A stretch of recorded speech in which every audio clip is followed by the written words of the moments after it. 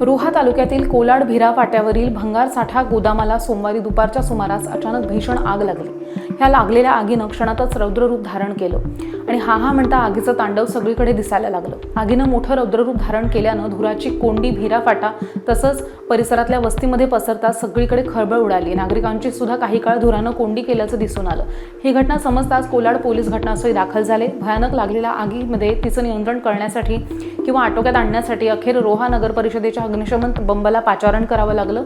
तसंच विविध सामाजिक संस्था, मुंबई गोवा महामार्गावरती काम करत असलेल्या कल्याण टोल कंपनीचे पाण्याचा टँकर तसंच विजय राजविले यांचा पाण्याचा टँकर आणि स्थानिक SVRS रेस्क्यू टीम घटनास्थळी दाखल होत आगीवर नियंत्रण करण्यासाठी अनेक ग्रामस्थ नागरिकांनी अतोनात प्रयत्न त्या ठिकाणी सुरू केले आणि त्यानंतर 3-4 तासानंतर ही भीषण आग आटोक्यात आल्याचं समजलं। पण ह्या दुर्दैवी आगीच्या घटनेमुळे परिसरामध्ये खळबळ उडाली आणि ह्या घटनेला जबाबदार कोण आहे असा सवाल नागरिकांकडून उपस्थित केला जातोय।